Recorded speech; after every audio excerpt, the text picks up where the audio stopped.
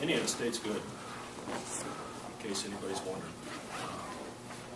That's a disciplined basketball team. And, I understand now why they came close to winning 3 games in Hawaii and started the league 2-0. I thought they did a good job of controlling the tempo, especially the first half. We played well defensively the first half. Weren't great offensively, turned it over a lot, gave up offensive rebounds. The second half, we were really good offensively. We weren't very good defensively. But we rebounded the basketball better and we didn't turn it over. And now it's my challenge and our coaching staff to find a way to put that all together for 40 minutes to be a little bit more consistent. Gregory was outstanding the second half, especially when Doug got his 3rd foul. That lineup with Gregory and Ethan really gave us a nice boost. And, Doug made some great plays when he was in there to start the second half in particular. Happy with the win. Our guard court gets whatever it is, 22 assists and only 5 turnovers. That's pretty good basketball. Questions for the student athletes?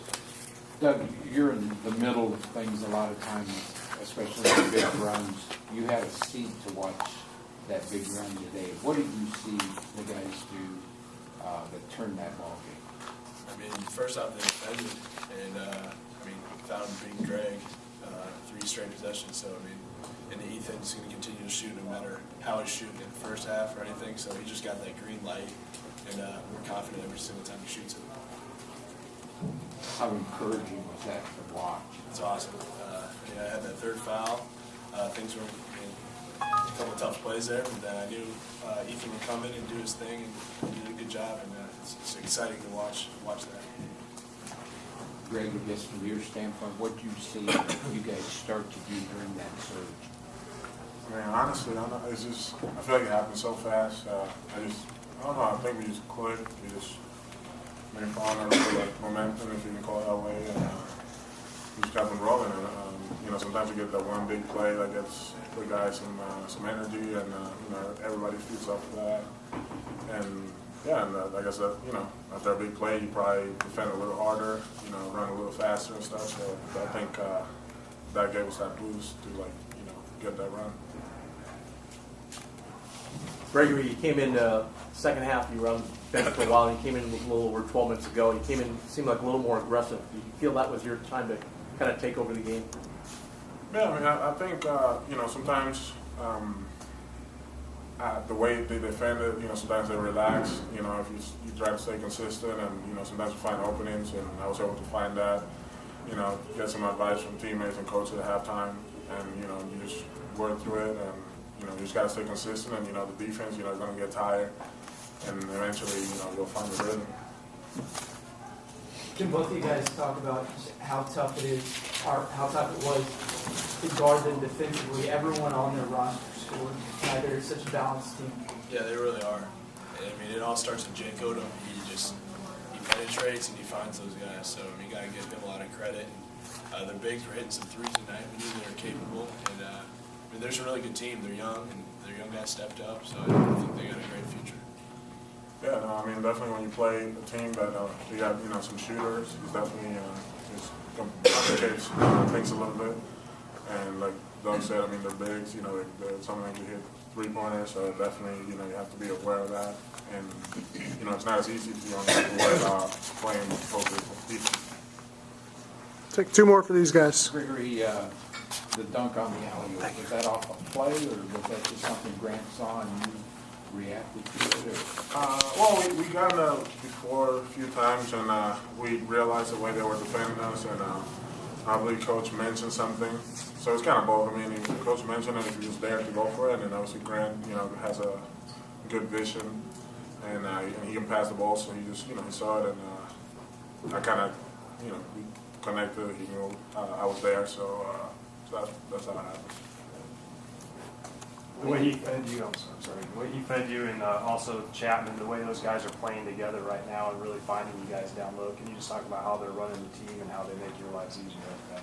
Yeah, just 2 really unselfish guys, and they're looking in the post because, if people are going to collapse on us, we're going to find those shooters. And tonight they just did a really good job of finding us in transition and being real patient off screens.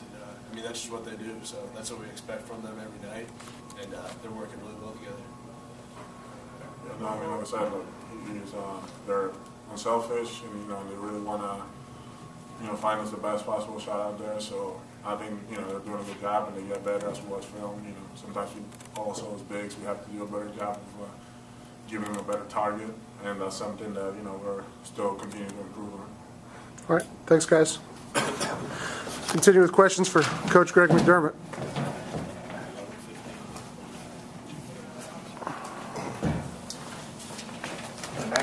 Talking about the team's toughness, and these valley games aren't going to be easy. Nobody's scared of you guys. They all know you. I mean, if you don't have your offense going like you did today, you found ways to win and get it done. I mean, there's not many easy marks in this league. When you're in the position that we're in, you're going to get everybody's best shot.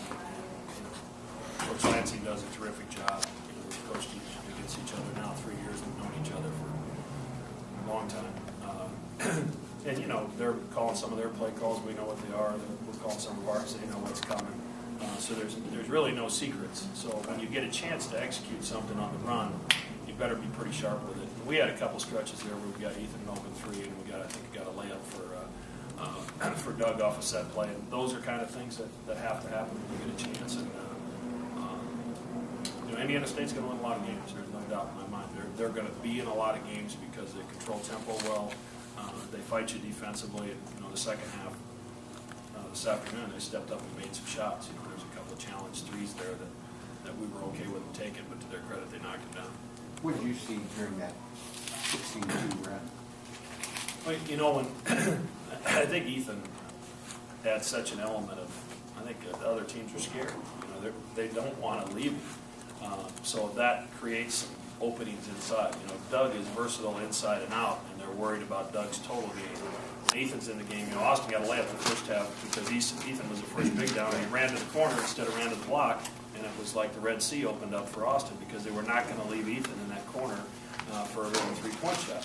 So he just brings something different that those big guys have to think about when he's on the floor. And that created some openings for Gregory to make some plays inside, and then we ran a couple set plays to get Ethan a couple threes that we executed to perfection, and then of course Ethan stepped up and knocked him down. You guys have 12 more assists than Indiana State today, thanks in large part to Chapman and Gibbs. Just talk about how well they were running this team offensively. Well, we had 14 of them in the second half, and the ball moved so much better in the second half. I thought the ball got stuck in the first half a lot. And there were several occasions where we turned it over trying to do the right thing, but just doing it at the wrong time. And that's somewhat of a learning process that we've got to get through, and we can study that film and I think learn from some of those things. But those guys they understand where the ball has to go, and they understand where our strength is. When they take that strength away, then we've got guys that are stepping up and knocking down shots. And Austin, when you think about his shooting percentage, I don't know what it is now in the year, but it's pretty doggone good for someone that at times they lay off, which is ridiculous to me, I think. But I hope teams keep doing it. Greg, you were down when Doug got his third foul, and you took control of the game with him on the bench. What does that say about your team? I've said it all along. Doug's a fabulous player, but we're more than a one-man show. And Ethan Raggi would start for every other team at our level, and a lot of teams above our level. He's that good. And when you have a season like we're having so far, the one we had last year, you have to have guys like that are willing to check their ego at the door and embrace their role and understand how that he's really important to what we do. So we really have 6 starters, and the way Avery Dingman's playing now, you could argue that we've got 7 guys that are good enough to start. But his role's just a little different, and he was ready when his number was called. Unfortunately, he got a couple fouls that I wasn't real pleased with the first half, 94 feet from the basket. And I talked to him, we're playing hard, you just have to play intelligent, because we need him on the floor, need to have the flexibility to move him on and off the floor. Is Austin shooting the ball better than maybe you anticipated? Austin's a good shooter. AAU was a good shooter, and he's really worked on it. Austin, I'll give him a lot of credit. He prepared himself for what was coming at the start of this year. I don't know that there was any more pressure on one person in our program than there was him because of what he had to replace. And everybody's back around him. So if things don't work out, there's only one change. And you know, Austin has elevated his play, and he just keeps getting better and better every game. Today he had the flu. Was really struggling at halftime. And I'm not sure I took him out of the game the second half, so that was my thanks to him for telling me he had the flu at halftime. Take two more. Greg, you talked about Indiana State had 4 field goals in the last 10 minutes of the game. As good as your offense was, can you talk about how good your defense has been? Gregory was so active around the basket. Now, let's be honest, they missed some free throws. So sometimes you have to be lucky as well. You know, we fouled them some. They got to the bonus too quick, and that was one of our goals coming in there, was to keep them off the line, and we weren't able to accomplish that. But Gregory is such a force around the basket. And just the fact that they know he's there, I think, changes some shots even when he doesn't go to block. But our defense was better during that stretch, certainly when we pulled away and got the 10-point lead. And, you know, we have that ability as a team offensively, and we just have to make sure our defense keeps pace. Well, just talk about Avery's offensive rebounding, keeping possessions alive and so forth. Avery's played great. And really, he is, when you think about him being prepared when Josh went down and what he's been able to do